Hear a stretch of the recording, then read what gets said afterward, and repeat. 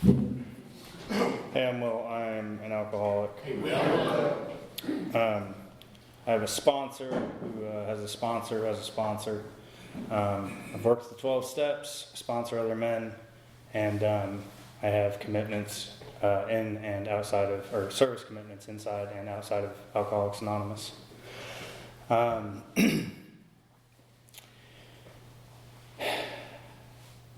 didn't get here like, I had a lot of ideas when I came to Alcoholics Anonymous. I thought I knew some things. Before I bottomed out, I had a career. I was kicked out at 16, so I've been living on my own for a long time. I thought I really knew some things.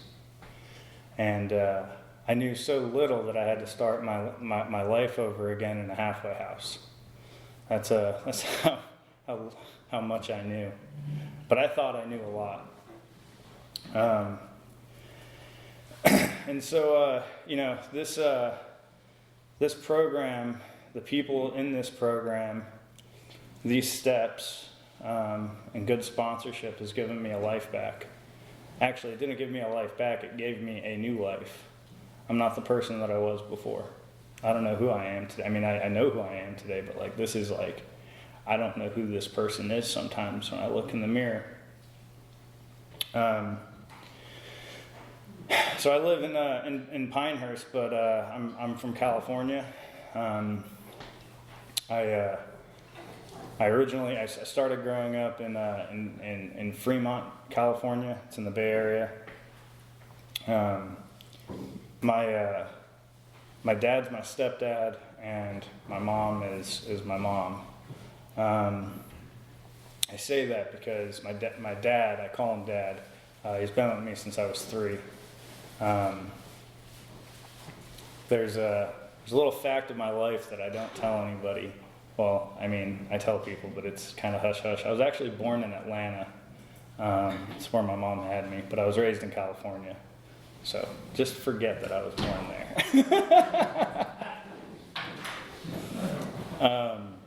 But I told Justin that I wanted to tell a precise truth today, and I'm going to try to do that.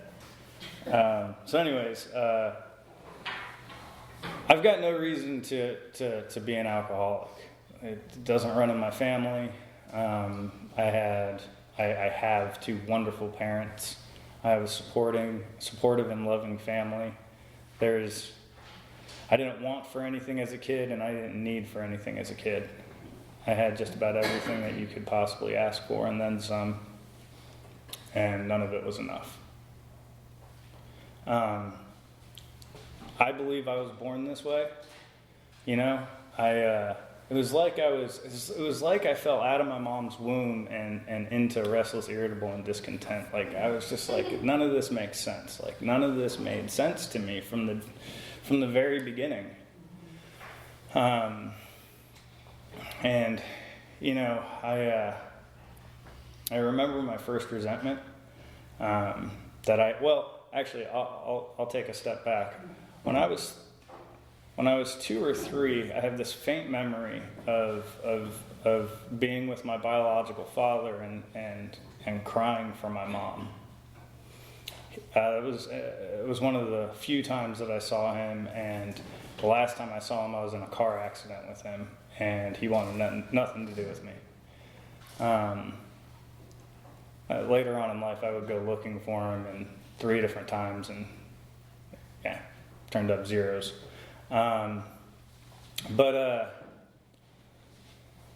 So when I was 5, we had this. We lived in a cul-de-sac, and across the street was this girl, Samantha. She was a couple years older than me, and we were playing. I don't know what we were doing. We were jumping on a bed or something, and I asked her if she would ever kiss me, and she said yes. And then she kissed me on the cheek. And I was so resentful. I was so upset because I wanted it on the mouth. And that's how the rest of that's how my entire life has gone. I would ask for one thing. I would get it, but in a slightly adjusted way, probably an appropriate way. And then I would be upset. I would be hurt. And that continued for a lifetime for me. My family's all from Sicily. They live in, I mean, not all of us, but you know, we that's where we come from, and they all live in New York. Growing up, they lived there, and I have an aunt who lived in Michigan for a while. I have another aunt who still lives in Atlanta, and I had this really cool childhood where I think starting at 5 or 6, my parents or I don't know how old I was, maybe I was 8. My parents started sending me, you know, living in California without the rest of my family, they would send me, for summers I would get to go and see my family. You know, I would get to fly to Michigan and see my aunt and my cousins, and I get to fly to Atlanta and see my aunt and my uncle and my cousins, and I get to fly to Florida and see my grandmother and my grandpa. For a while there, I got to go to New York as well, and that ended when I was 13. I don't know why. But that's what my summers looked like. Like I said, I had a really, really great life.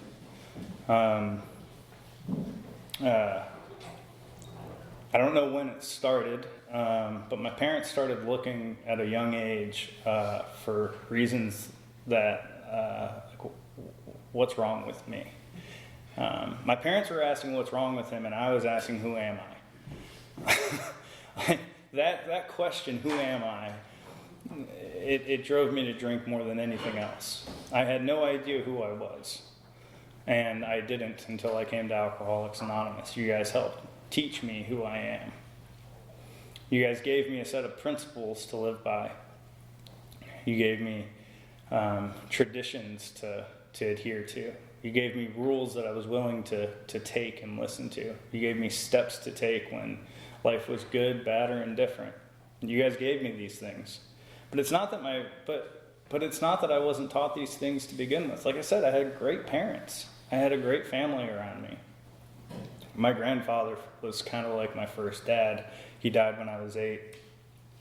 And while the family was grieving, you know, he waited for me to die. He waited for me to get there. And he died a few hours later. And while the family was grieving his death, I was in his room stealing money out of his wallet. Like I said, I was born this way. I didn't need drugs and alcohol to learn that I needed to change the channel. I knew that from a very young age, that this doesn't feel right. This world none of this makes sense. And I've got some good ideas about how to get what I want. And what I wanted was, I wanted to change the way that I felt.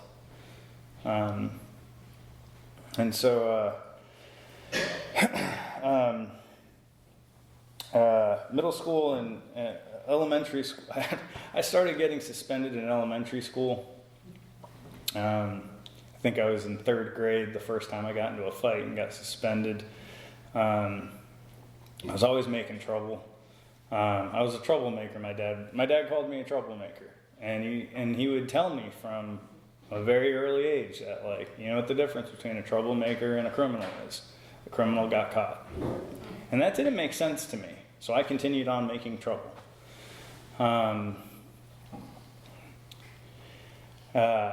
So anyways, that was elementary school. Middle school came around, and I really wanted to figure out who I was, and so I started, that's when I started changing, how I dressed and, how I styled my hair, and I was trying all these different groups. And then I realized at some point that I didn't want to be in any one particular group. I wanted to be accepted by all of you. One group wasn't enough. 5 of you isn't enough. I need acceptance from everybody in this room. And love. Acceptance isn't enough either. I need you to love me, adore me. I need it all. And, even today, I'll be in this room full of love, and I'll see one person who's, not paying attention, and I'm like, that guy, that person, that girl, what? like, and like, it'll affect me. Like, if you look at me funny, like, golly, when I was new to sobriety, man, you looked at me funny, and that would send me off, because I would think that you knew. I didn't know what you knew, but like, I thought you knew something. And so yeah, I started experimenting. I was trying to figure out who I was.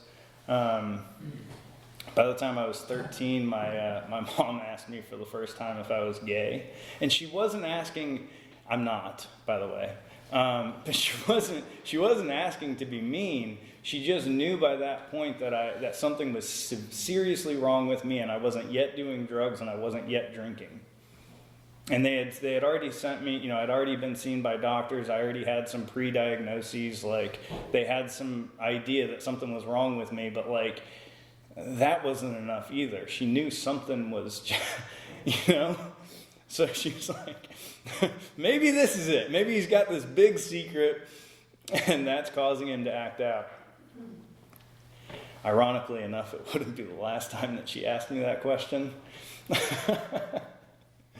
And when she asked me when I was 13, I called my uncle, and I was like, can you believe my mom just asked me that? And I have a very dry, very sarcastic family. And so his response was, you're not?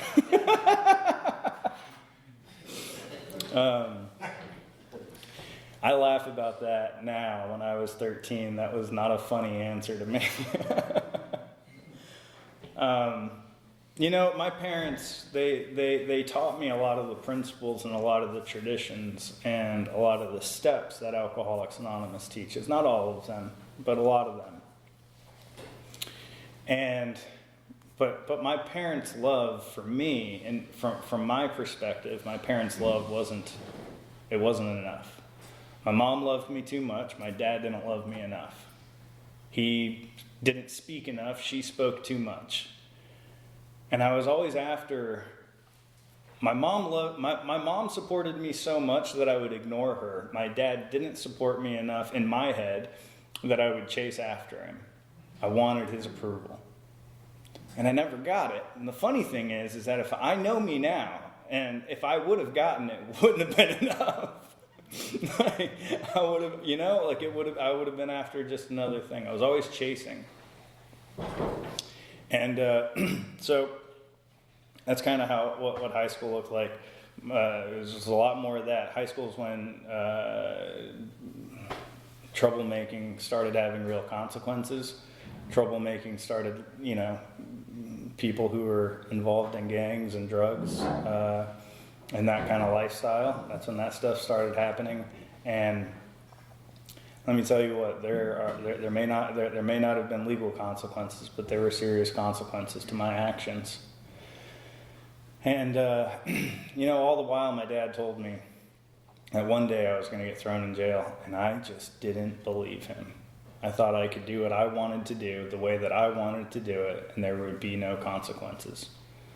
That's how egocentric and self-centered I was to my core. I am to my core. When I told you earlier, I was kicked out when I was 16. It happened because of 13 years of my dad and me and my dad being at each other's throats. And finally, there was a hill that I was willing to die on, and there was a hill that he was willing to die on. And so we died on it, and our relationship died on it too. And that was the last time he kicked me out, and that was the last time I would speak to him until I was 18 and a half or so. And here's the crazy thing: all I had to do was apologize, and I would have my life back immediately. But I was willing to die on that hill. And so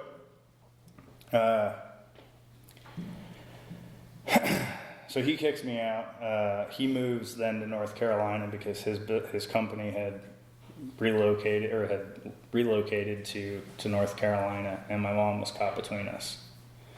And for the first time in my life, I made a selfless choice, and I told my mom to follow him here. That I had to figure out whatever I had to figure out, and she ought to follow him. And so she did. I moved in with a friend, lived on a park bench for a couple days, got tricked into living with a friend, And eventually, when I was somewhere between 18 and 19, I bottomed out for the first time. There was one final. There was a girl. There was a group of people angry at me. There was some people with some really bad intentions and affiliations, and I had just had enough of figuring out how to get out of those types of situations. And so instead of trying to figure out how to get out of it, I called my dad. I didn't apologize, by the way. I just called him with another problem. And because he loves me, he gave me a solution. It's not a solution that we would suggest in Alcoholics Anonymous, but he told me to sell everything I had and come home. And I didn't know what he meant, and I didn't really believe that he was saying that he had a place for me. And so just to be sure, I double checked. I said, "What do you mean?" I am home. What do you mean come home? So I did. I sold everything. I moved to North Carolina. I intended to just be here for a little bit, The South is just not my cup of tea. I spent a lot of summers in Atlanta, like that southern drawl. I mean, the whole reason I go by Will is because of the South. I spent enough time in the South to know that Bill turns into Billy when you're a kid. And like that just Billy, like that just, you know what I mean? Like Shane gets it, like Billy, like that just to me, that didn't sound like a great idea. So I went by Will. So anyway, so I came to North Carolina. I thought it was just going to be for, a short little spell. I was going to figure out what I was going to figure out, and I was going to go somewhere else. And that's just the thing. I spent the next the next 8-9 years not doing anything productive other than starting a career, because I was incapable of taking all the steps that would require to like move somewhere. You got to like save money. I couldn't do that. I spent all my money on drugs and alcohol. You got to like figure out where you're going to go. So you have to like go and look at places, you got to like pull them up on Google and like do some research. I couldn't do that. I spent all my time drinking and running around with people who act the way that I act. So I couldn't leave here. I trapped myself here. And the one good thing that came out of it was a career. I had a pretty successful career in tech, and but everywhere that I went, I was always asked to go. Nobody wanted me around for long,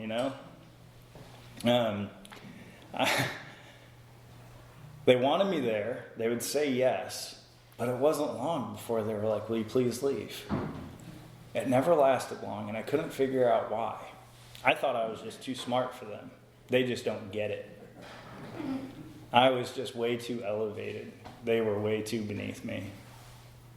And so that's what my 20s looked like. It was a lot of drinking, a lot of self, a lot of ego, and zero connections with people. I didn't have a girlfriend, not one. I didn't have, the friends that I had, they all drank like me. They were all just as sick as me. I had one friend that didn't drink like me. We met at work, and he kind of guided me along, but even he couldn't grasp how to help such a chaotic human being. And all the while, I was still asking myself that same question: who am I? I don't know. I didn't know. I knew that I wasn't this flesh suit. I knew that I wasn't this like Christian idea of child of God.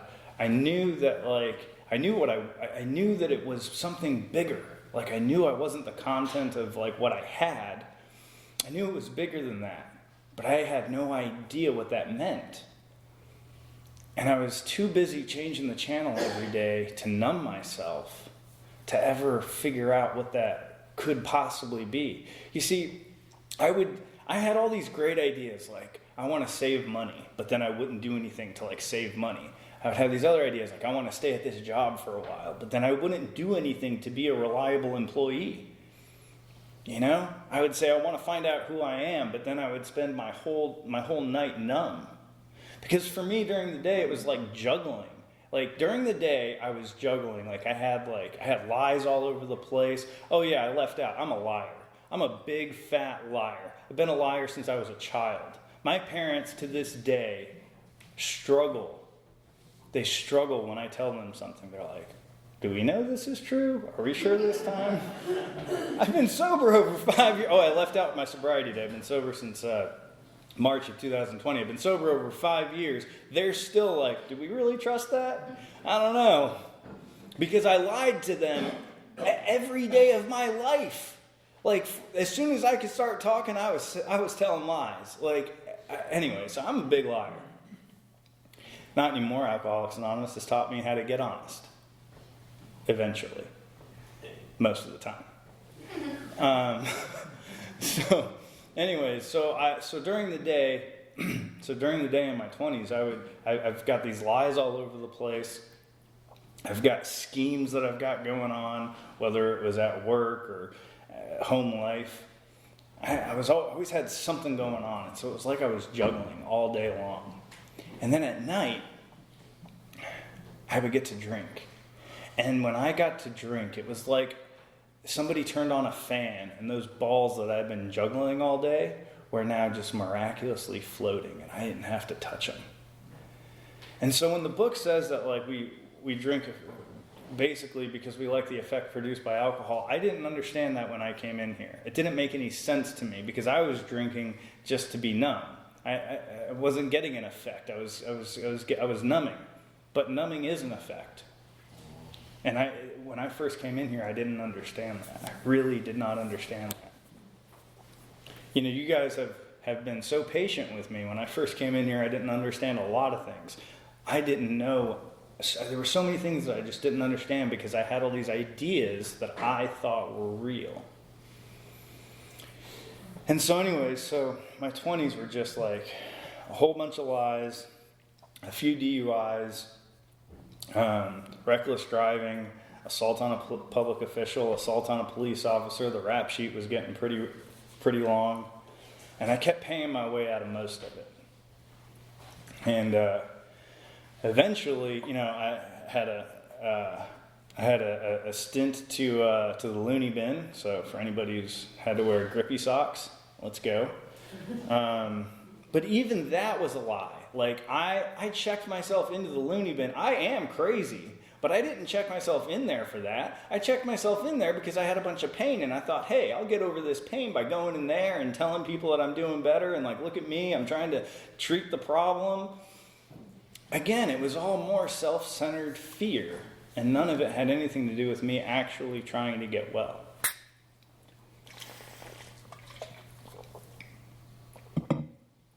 And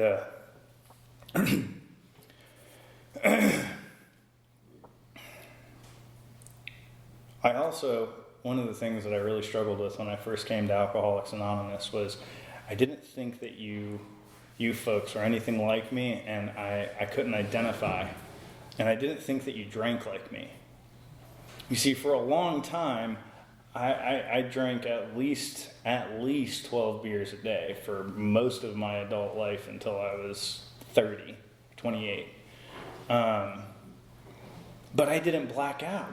I rarely blacked out. I rarely drank to oblivion. I would drink every day. And I would go on benders. Normal people don't go on benders. Normal people don't go on weekend-long benders, week-long benders, laugh it off and dust myself off. And, you know, normal people don't do that. But I would hear people talk about drinking to oblivion. And I'd be like, see, I didn't black out. I don't know what you're talking about. Like, I'm not like you. Well, that last year of drinking for me, it was spent in my parents' house because I had lost my house. It was spent drinking from just as early as I could get my hands on the stuff, which was usually around 11 o'clock in the morning. and was drinking this nasty gin because it was the cheapest booze that I could find. I could get a handle of it for like $12 and some change, and I was running out of money.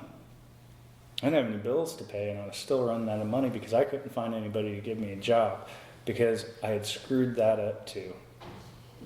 When I in this career of mine, I left out. I was in school for creative writing and literature, and I dropped out. And I dropped out so that I could work in tech. And I did that with this idea that I would work in startups, and then I would move up to medium-sized businesses, and then I'd do some consulting to make a bunch of cash, and then I would turn all of this. This is the idea that I had. I had mapped all this out, and I would turn all this into some big cushy job with a real big corporate company, and life would be great. I could drink how I wanted. I could have nooner beers. It'd be wonderful. And it actually worked. Like, I made it all the way to the job that I wanted to have. It didn't last but 6 months. You give me what I want, just like the rest of my life, it's not going to be enough. And I'm going to find some way to screw it up. And it didn't take but 6 months. Another point of identification, when I was working in those startups, it became popular to have kegerators in the office. And when I first got there, they had a little pony keg. Now, pony keg, for anybody who doesn't know, but you probably all do because you're just like me, pony keg is the small keg. So when I get there, they had a pony keg, and it would last them 2 months. Because they were all normal people. By the end of the second month of me being there, we were buying 2 pony kegs and they were lasting 1 month. And nobody could figure out why. And I blamed it on growth. Oh, we got all these new people. You know, it couldn't be me. I was thinking to myself, it can't be me. There's no way it's me. I'm so good. I'm pretty... The worst lie that I'll tell is to myself. From when I was a very young kid, I always lied to myself. Before I lied to you, I would lie to myself. By the time I told you what I was telling you, it really was my truth. It was a lie. It was a bold-faced lie, and there was no way that it could be anything else. But in my little pea-brain head, it was a truth. So, anyways, that little experience at that company, it ended with us buying 2 regular full-size kegs at my suggestion.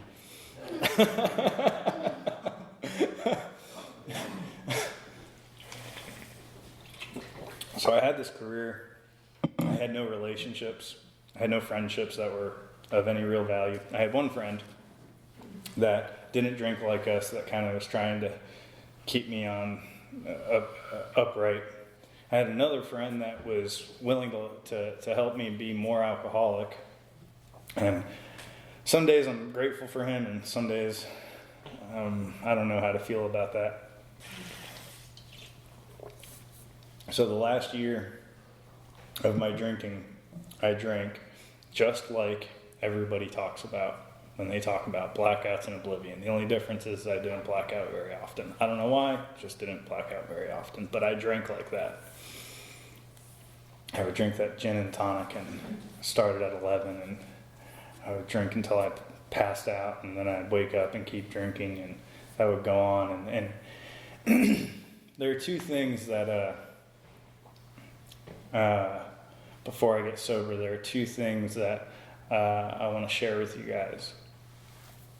I'm not going to go into any detail, but I'm sharing this because if there's a new person or somebody in the room that has dealt with this, I want you to know that you can get sober too. In my lifetime, I've attempted suicide at least 5 times, and I was raped. I don't say that for any other reason than I just want you to know that, like, there is nothing that has happened in my life, there is nothing, no matter how bad it is, that hasn't been repaired in sobriety. There's nothing. So sobriety's been wild for me. I got here 7 days before COVID shut down.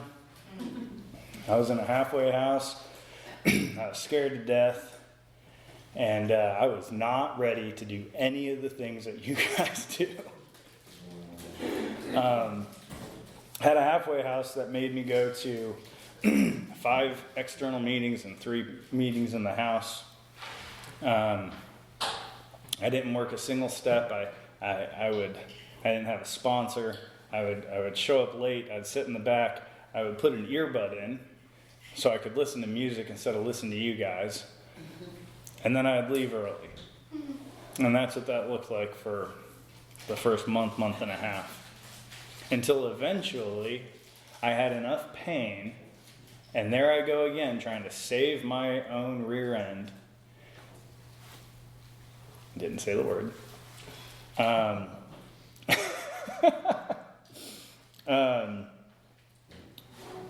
Again, more self-centered fear.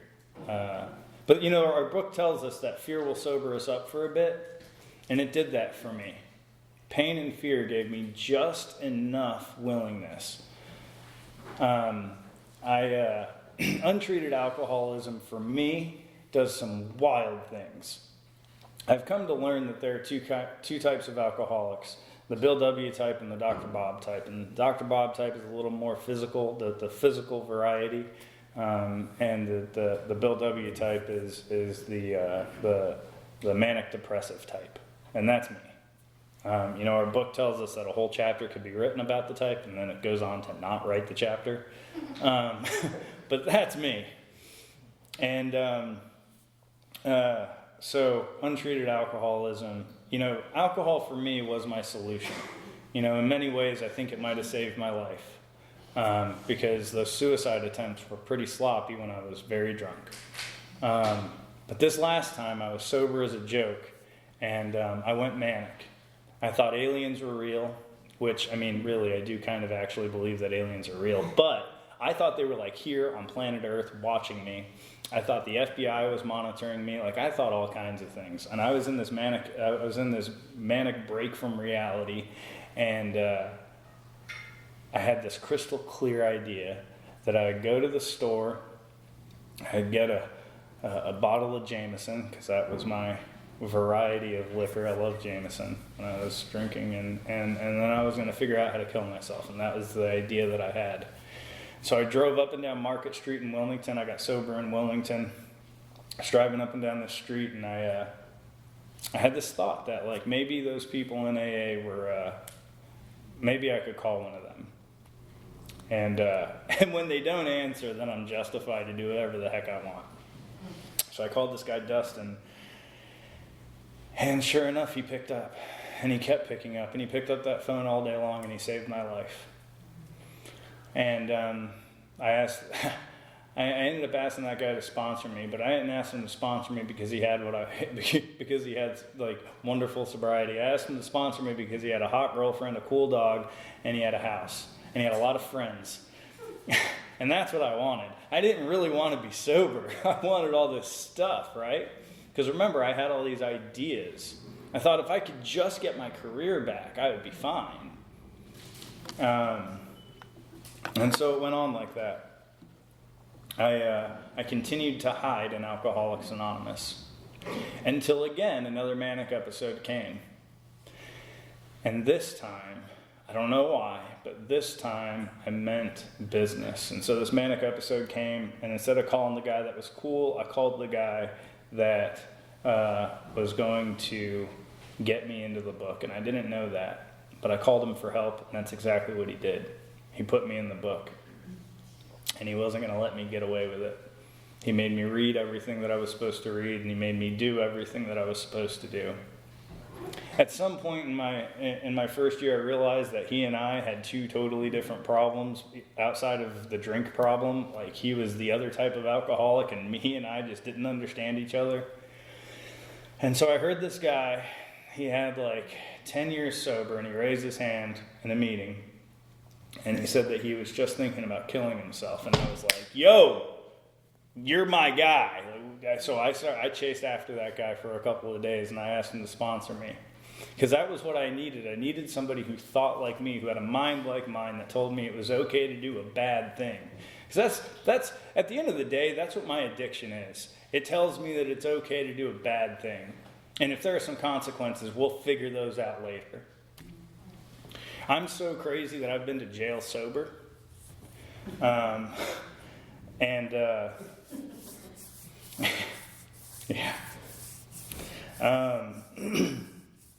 And sobriety hasn't been linear. But I'll tell you what I have done, and I'll tell you what Alcoholics Anonymous has done for me. Alcoholics Anonymous has shown me who I am. It's given me rules to live by, and I've been willing to live by those rules. It's given me principles to live by, and I've been willing to use those principles. It's given me traditions to live by, and I've been willing to use those traditions. Not all the time, not every day. But most days, and most of the time. Our book tells us that it works in a rough going. So I worked with that guy, Justin, for a while. I think it was like a year and a half. Eventually it was time for us to part ways, so I got another guy. And he took me through the steps. My first 3.5 years of sobriety, I was in treatment centers. The second time that I went to a treatment center, the first time I was quiet. The second time that I went to a treatment center, I was asked to not go back because they said that I was too sick. I was in there doing service work, and I was too sick to do that because a guy raised his hand and was talking about killing himself, and I was like, me too. But just like Alcoholics Anonymous does, instead of kicking me out, Alcoholics Anonymous gave me a hug. They had me go another day in another building with another guy, and that guy showed me how to do hospitals and institutions. He showed me how to do service work. He didn't tell me, he showed me. He sat me down next to him and he said, do this. He said, I'm going to do this. He didn't say, hey, you go do this. He didn't tell me anything. He showed me how to do it. And eventually he became my third sponsor. When I first came to Alcoholics Anonymous, I did not trust men. I didn't want to know you. I didn't relate to you. And the only people I wanted to hang out with were pretty girls and cool dogs. When I was about a year and a couple months sober when I got my dog back. What I left out is most of you know my dog. His name's Kirby. He's awesome. He's everything that I wish I could be. He's the sweetest boy in the world, and I lost him to my addiction. My parents watched him, thank God. And I got him back when I was a year and a couple months sober. And Alcoholics Anonymous taught me how to be a good dog dad. You guys taught me how to care for my dog. You guys taught me that I need to spend time with him, that I need to serve him, that he's not just a piece of jewelry that tags along with me. That I have a relationship with my dog now.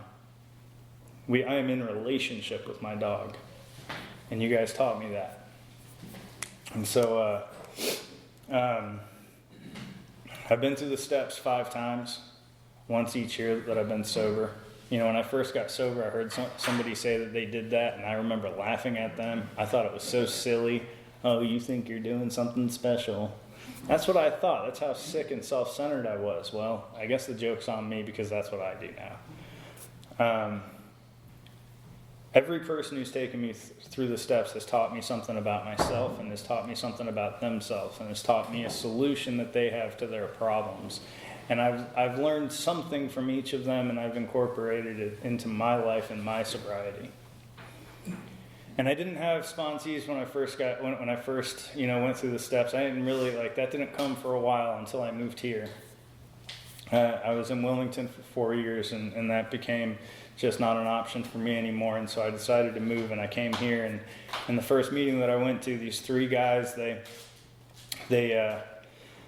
they came up to me, and remember, I don't trust men. That's the way that I came in here. And these three guys that came up to me, and they gave me a metaphysical hug, because men don't hug. We shake hands, we bump fists, we grunt. Maybe you get a little bit of a chest bump, but that's about as far as we go.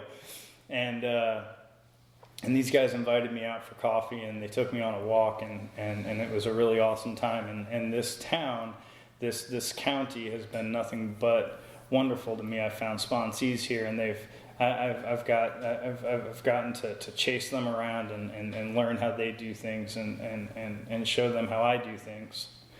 And I'm eternally grateful for this county.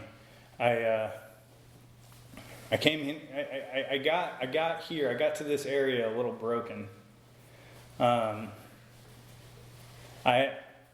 have lost Alcoholics Anonymous in my previous town. I was no longer able to go there. It ceased to be a safe space for me. And I knew it wasn't Alcoholics Anonymous. I knew it was the people. And so when I came here to do two things. Number one, find the people in Alcoholics Anonymous who are like me, but the people who are actually doing the deal. And number two, I came here to apply a new program to my life. See, I believe that these steps that are in this book, that are up here somewhere, they're to be worked as the book says. But I also believe that our program is unique and special and personal to us. My program is kind of like my true north. It's the tools that I use. It's the people I hang around. It's the way that I want to behave. It's the way that I need to behave in order for me to be well. It's whether or not I take medication because I'm a little too crazy. Because I do. And I've gone to the proper authorities, a doctor for that. And I've actually listened to him. And I got to tell you, I did not want to listen to him. I've got ADHD, and I wanted to get, the good stuff, and he gave me a non-stimulant. I was really thinking about telling him, trying to come up with some lie, some scheme to get what I wanted. Because again, I ask you for something, and you give it to me in return, and it's just not enough.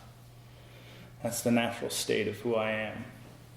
But Alcoholics Anonymous has taught me how to get out of that. And there are a couple of things that are really important to me in this book. And every time I do one of these, the couple of things that were really important to me, they change. And that's because I've changed. You guys have taught me that whoever I think I am today is going to change tomorrow. Who I am today is the content of my actions, choices, and decisions. My behaviors of today, right now, that's who I am. Not yesterday and not tomorrow. So on page 13, Bill's talking about selfish prayer. He says, asking only for direction and strength to meet my problems as he would have me. Never was I to pray for myself, except as my requests bore on my usefulness to others. I came in here with a lot of selfish prayer. And I stayed in here with a lot of selfish prayer. Give me this. Why can't I have that? And it's not that I was on my knees and piously praying and all of these things, because I got to tell you, the spirituality thing was really difficult for me. The God thing was really difficult for me. It didn't come true until I was 4 years sober. But I would have all these desires and demands of life that were selfish and self-centered. And I've learned that I can't do that. I've learned that my prayers have to be for others and for God's will, not for my will. I don't get to pray for you to be happy and healthy. I get to pray that God's will occurs in your life and that we maybe can see it. Because it's not about me and my desires. It's not about the things that I want. It's not about me demanding satisfaction and wrestling it out of life. It's about something that's much bigger than me. On page 17, it tells us that we will recover. I've recovered from a helpless state of mind and body. You guys have helped me to recover. It took the whole lot of AA. And it's taken, 4 or 5 sponsors, and it's taken me going through the steps every year that I'm here. And it's taken me applying steps 10, 11, and 12 most of the time to most of my days, to most of my problems. But I have recovered. On page 19 it says, a much more important demonstration of our principles lies before us in our respective homes, occupations, and affairs. That cuts deep to me. What I'm doing here, what we are doing here, is we're learning how to do it out there. I don't find Alcoholics Anonymous, the program, here. I learn about it here and I apply it out there. And one more thing. The thing that brought me to God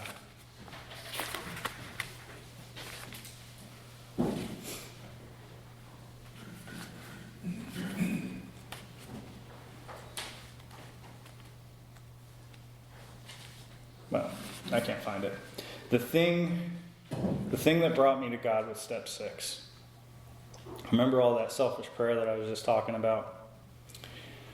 Well, one day I decided to read step 6 in the book. And it finally occurred to me that I can't just demand that God take all my defects of character. I have to be willing to allow God to have them. I have to be willing to find them objectionable before God can do anything with them. And so for the first time in my life, I prayed for something that I didn't yet have pain with. I asked God to remove something from me. I asked God to help me be willing to find something objectionable. And just like that, it was taken. And that was the day that I knew for a fact, no matter what all the things that I had seen before, the little things that made me think maybe God was real, that's when I knew for a fact that God was real. Because I was okay on the inside, regardless of what was happening around me. Life's been lifey, folks. Like, this has not been linear. Like, it's been real out there. But I've found God because you guys have helped me to do that. And on page 68, it's an entire page dedicated to fear. Because I'm a fearful dude. I've got a lot of fears. And it instructs us to play the role that God assigns. That's what I'm here to do. Play the role that God assigns. I'm not here to figure out what I need, what ideas I have. I'm not here to wrest satisfaction out of life. I'm not here to do what I think is best. I'm here to play the role that I'm assigned. In every room that I'm in, every meeting of Alcoholics Anonymous I'm at, every place that I go, I'm assigned a role. And it's my job to find it, and it's my job to play it. I don't do it all the time. I screw up all the time. I've broken every rule I'm not supposed to break. I've screwed all of this up. But I've done 2 things well. I haven't drank, and I've asked for help. And you guys have given me the help, and you guys have shown me how.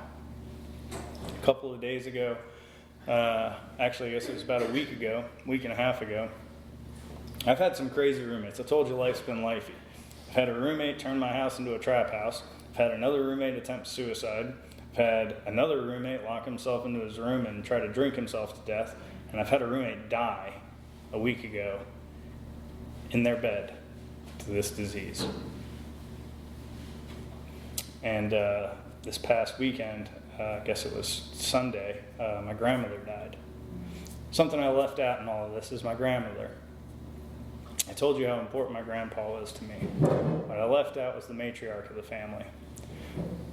My grandmother set up generations of people that came after her for success. She did that because it's what she was taught by her parents and her grandparents who brought this family over here from Sicily. And that woman is stern and she's soft. I never thought I could tell her anything because I thought she would be too mean about it. But I learned in my life that I could tell her absolutely anything. And never once did she judge me for it. And so on Sunday she passed. And both instances, when she passed and when this roommate died, people of Alcoholics Anonymous, you didn't just show up for me, you came with me. You don't just tell me what to do. You don't just pick up the phone, but you come with me.